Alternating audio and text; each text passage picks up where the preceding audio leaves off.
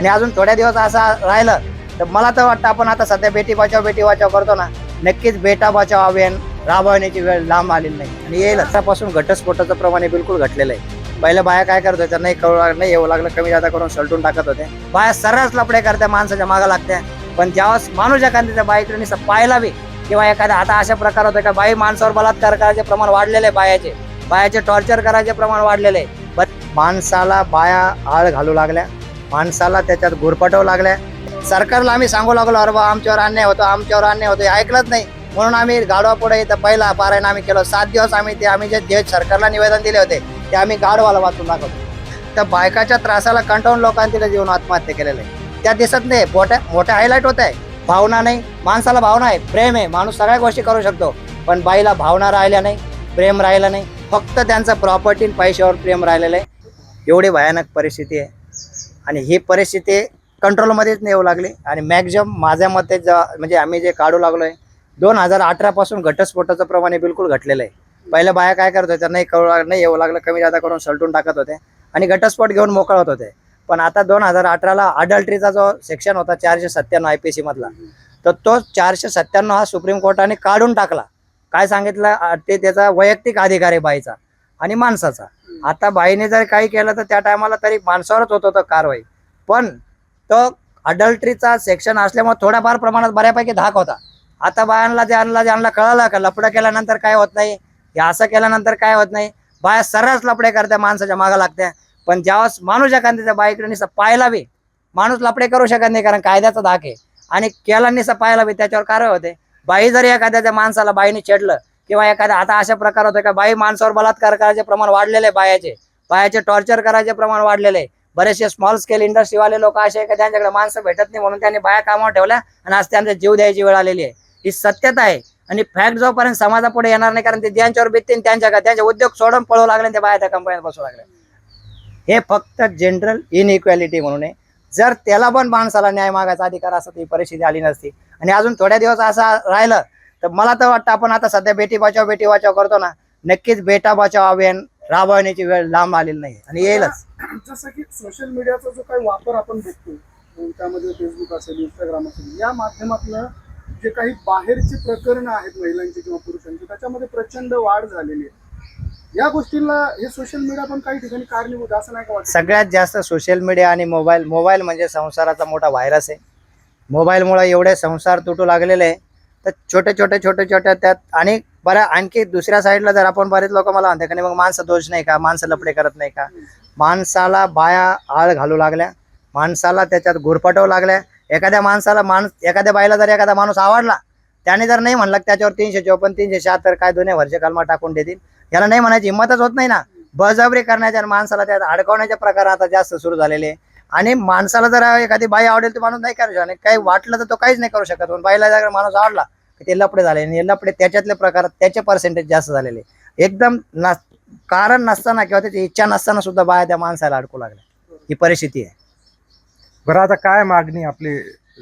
आमची पहिली मागणी तर अशी आहे, जेंडर न्यूट्रल कायदे झाले पाहिजे. त्या ठिकाणी ही बाई हे का माणूस हे नाही बघितलं गेलं पाहिजे. तो माणूस गेला किंवा बाई गेली, त्याला सांगितलेलं त्याच्यावरती त्यांना दिलेल्या तक्रार कारवाई झाली पाहिजे. आणि कौटुंबिक वादासाठी कमीत कमी प्रत्येक पोलीस स्टेशन लाय डिटेक्टर बसवायला गेले पाहिजे. आपण आधुनिकीकडे सगळीकडे चाललेलो आहे.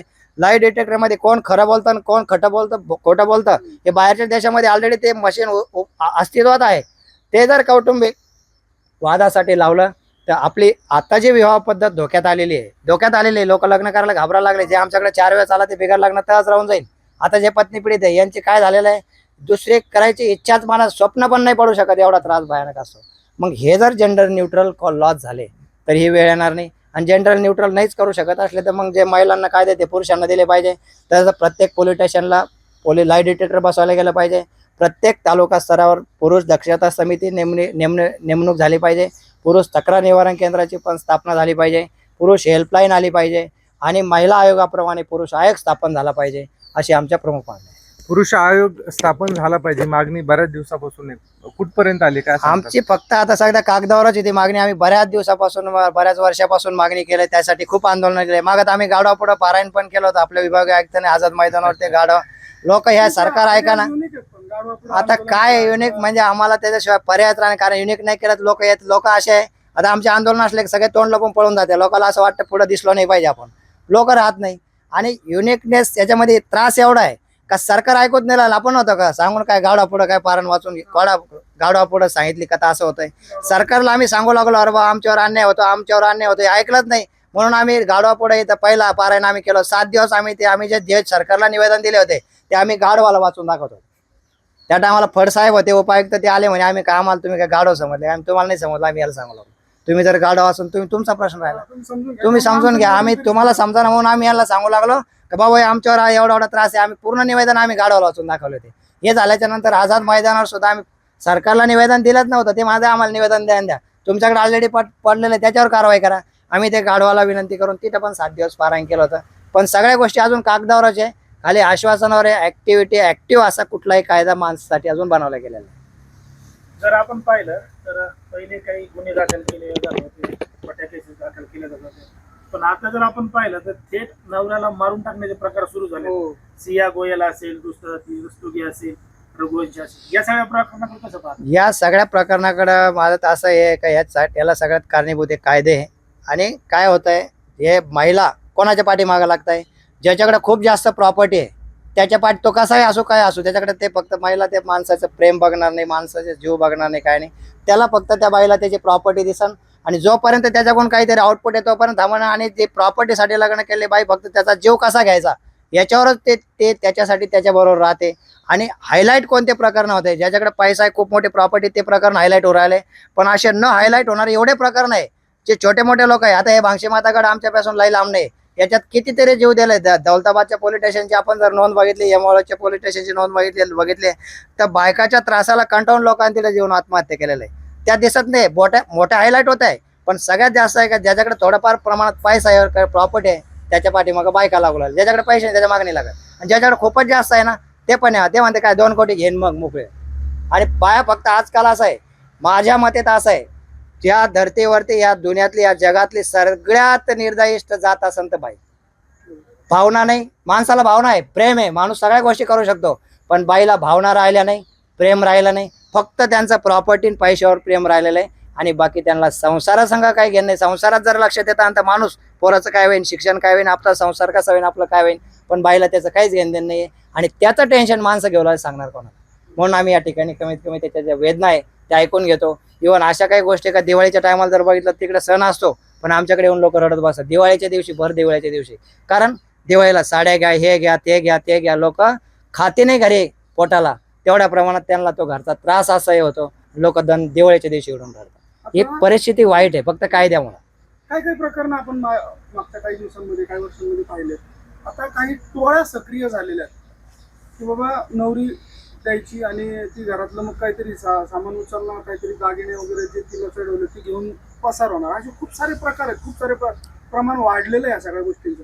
या गोष्टीकडे तुम्ही कसं बघता आणि यासाठी काही उपाययोजनात्मक काम आपण केलं पाहिजे का, काय वाटतं तुम्हाला? या टोळ्या मागच्या बऱ्याच वर्षापासून त्या एकदम सक्रिय झालेल्या आता.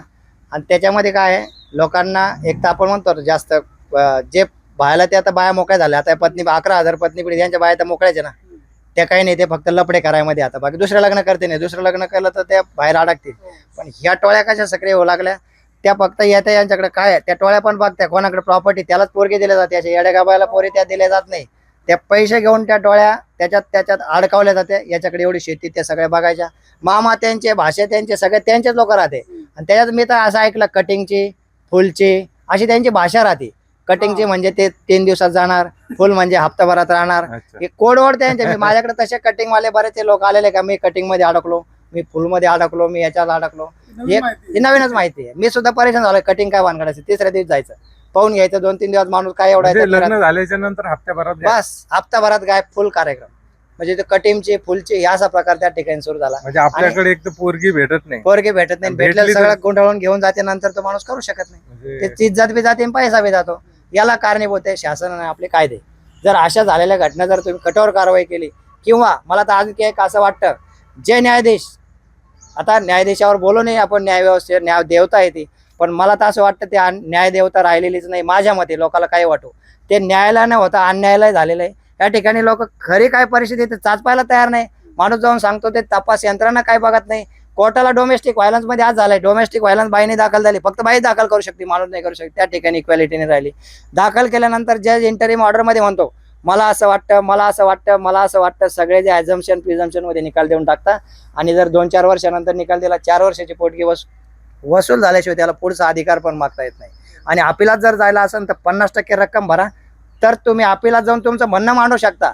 आणि तुमच्याकडे पैसे नसले तुम्ही अपिला नाही करू शकत, म्हणजे फक्त जेलमध्ये जाऊन सोडा. असे कितीतरी टक्के लोक बिना कामाचे काही त्रास दोष नसताना जाऊन लोक जेलमध्ये सोडू लागले.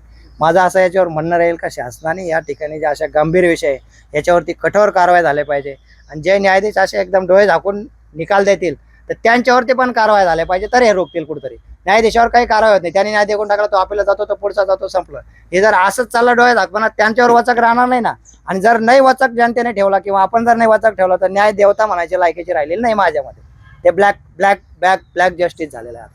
ऐकतच नाही जजला कळू लागलं परिस्थिती काय. सगळे लोक मस्त जज लोक आजकाल असे झाले, काही ठिकाणी 497 स्टॉक ग्राउंड जरी झाला, आपण म्हणू अडल्ट्रीचा, ठीक आहे तुमचा एव्हिडन्स काय झाला, तो ग्राउंड ऑफ डिवोर्स असं म्हणतात. आणि त्याच्या मस्त शिड्या घेत्या, पाहून घेत्या, शिडी स्वतःकडे ठेवून घेत्या आणि याच्यावर काही नाही, हे संपलं, याला सारवा आणि तुम्ही पुढचं बोला. शिड्या घेतल्या काय पाहायला, तुम्हाला दुसरं काही पाहायला भेटत नाही. आमच्या आयुष्याची अवेलना होऊ लागली आणि तुम्ही शिड्या पाहू लागले.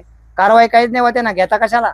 मग झालं तर त्याच्यावर कारवाई झाली पाहिजे आणि तरच लोकांना कुठेतरी न्याय भेटेल. याला वाचा पुढे कुठेतरी लोक हे बोलू पण नाही लागले, कसं काय बोलायचं, आपल्यावर कारवाई आहे का. आम्ही जे आहे ते बोलतो, जिथं उजडन तिथं उजड. आम्ही काम करताना असं करतो, आज दिवस उगलेला आहे ना, संध्याकाळपर्यंत जगायचं आहे, दुसऱ्या दिवशी दिसू नाही दिसू आपल्याला, तरच हे काम होतं, नाही तर खूप अन्याय होतं. बरंच आता माझ्या बायकोन सोडा कारवाई करणं, लोकांच्या बायका माझ्यावर केस टाकू लागल्या. आता दुसऱ्याच्या माझ्या नवऱ्याला मदत केली, कितीतरी केस माझ्यावर आता आहे. आणि पोलीस घेत नाही, ते 156 किंवा 200 खाली जाऊन त्या कोर्टातून प्रायव्हेट कंप्लेंट करू लागला. हा माझ्या नवऱ्याला भडकवतो, माझ्या नवऱ्याला मदत करतो, सुखी संसार असं करतो. अरे तिथे परेशानी जी आहे ते आम्ही ऐकून घेऊ, आम्ही चूक काय करू लागलो, मग याला परत मला त्याचा त्रास होतो. म्हणजे घरचे झाले थोडे नाही, बाहेरचे परत त्रास झाला तर तुम्हाला त्रास आहेच ना, तो संपलेलाच नाही. मी आज समजतो आहे, होणारच राहणार आहे. मी आहे तोपर्यंत करत राहणार आहे. ज्या दिवशी संपन त्या संपल त्या दिवशी संपन. हे जे महिला गुन्हा दाखल करताय त्यांच्या घरचे त्यांना समजून सांगत नाहीत का? त्यांनाच पाठिंबा देतात. त्यांना पाठिंबा देतात. घरचे काही घरच्यांनी समजून सांगितलं असं वेळा, ते घरच्याच ऐकलं तर पाहिजे ना. बरेच असे काय ते आईबापाचं ऐकत नाही, आईबाप त्यांच्या विरोधात आहे. ते आईबाप येऊन सांगतात अरे आमची पोरगी ऐकत नाही, तुम्ही तुमच्या हिशोबाने. पोरी फक्त इंडिपेंडेंटली हे करू लागले आणि त्यांचे कुठे काही लपडे लोचे काही गोळा करून ठेवले असेल तर त्यांचे. इव्हन बऱ्याचशा केसमध्ये असं झालंय, मी पाहतो कोर्टात तारीख असल्यानंतर नवरा पाहतो अरे आला दुसराच, प्रत्येक वेळात दुसराच माणूस असतो. आणि जर तो एखादा जर टुकार माणूस दिसला तर तारखाला जात नाही तर वेदांतनगरमध्ये बऱ्याचशा केसेस अशा आहे का, साहेब माझ्या बायकोबरोबर दुसरा माणूस आला आणि तुम्हाला शिवीगाळ केली, धमकी दिली, हे म्हणतो तुम्ही कोर्टात गेले, तुम्ही कोर्टात जा. म्हणजे कोर्टात जाणं पण एवढा मोठा गुन्हा झालेला आहे. बाहेर किती टोले का आपण कोर्टात, ते आपण धरून आमचं कोर्टात माठायचं म्हणतो, कोर्टाला जाऊन सांगा. आणि कोर्टात अर्ज दिला का ते म्हणतो अदर साईडची ट्रेन चालू द्या. माणसाने करायचं काय, किती परिस्थिती गंभीर होऊ द्या. कोर्टामध्ये बाय हाणू लागल्या, जज लोक आहे समोर, ते मी डोळ्याने बघितलंय. कोर्टासमोर आम्ही बघतो, कोर्टासमोर बाय हाणते तिथं. आणि जज पाहतो तुम्ही जाऊन पोलीस स्टेशनला जाऊन तक्रार करा मग आमच्याकडे. पोलीस म्हणतो कोर्टात झाला, आम्ही काय करा. मग माणसाने जायचं कोण. मग ते लोक येते सांगते ना, आम्ही ऐकून तरी घेतो, बाबा जेवढं होईल तेवढं करतो. सगळ्या गोष्टीवर पर्याय काय? या सगळ्या गोष्टीवर पर्याय जेंडर न्यूट्रल लॉ झाले, दोघा सारखेच. बाईन माणूस पाहायचंच नाही, तक्रार आली कारवाई करायची, तर तो सगळ्यात मोठा पर्याय. दोघाला सारखे कायदे झाले का पर्याय, याच्यावरती चांगला असं मला वाटतं.